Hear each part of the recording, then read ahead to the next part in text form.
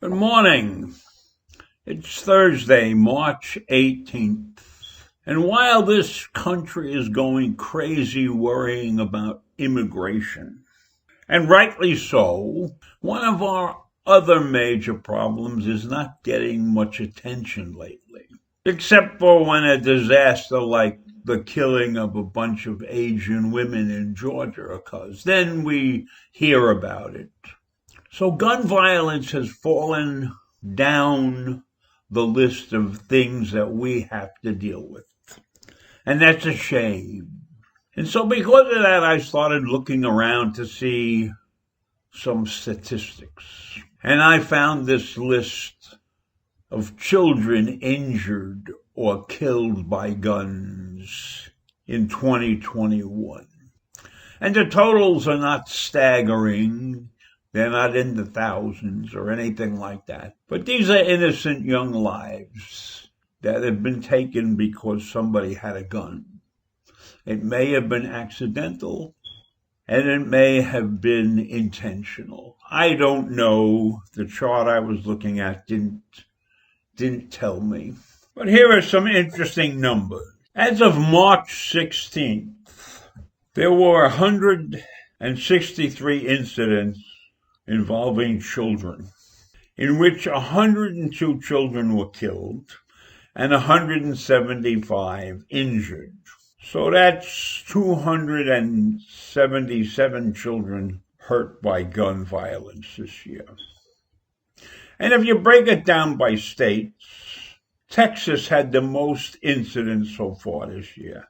Texas had 20 shootings in this year that involved children, and 9 children were killed, and 24 were injured in these 20 shooting incidents in Texas. But Texas is not the leader in deaths. They may be the leader in incidents, but they're not leader in deaths.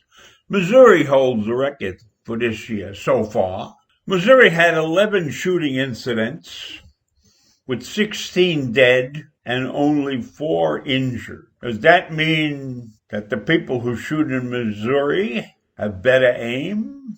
I doubt it. That's a bad joke. I'm sorry. Interestingly enough, Washington, D.C. is not in this chart, and Alaska and Hawaii are not in the chart somewhere. So does that mean they didn't have any shooting deaths or any shooting incidents involving children? I don't know. New York, you would think New York would be up there with all the crime and everything. But New York had 1 shooting in the Bronx, in a section of the Bronx I know pretty well. And that person was just injured, not dead. And New Jersey had 2 incidents. But that's not the point. The point is that gun violence is running rampant in this country, and we're not doing anything about it. And on Tuesday, we had a shooting incident in a spa area in Georgia, in Atlanta, that left 8 people dead. 6 of them reported to be Asian women. So that raises concerns, since there have been other incidents involving Asians lately, that these attacks are racially motivated. But the motivation in my mind is secondary to the fact that we have guns in this country and people running around with guns, and we're not doing anything about it. Gun control legislation has just fallen off the face of the earth. We are so concerned with people at the border and with voter suppression that we are overlooking one of the major, I don't know what to call it. I'll call it a health hazard. How about that? This is a major health hazard, not only for the victims, but for society itself. Here's another shocking statistic. Every day, more than 100 Americans die by gun violence. 64 of them are suicides usually. Then you got 39 who are killed in some kind of firearm homicide.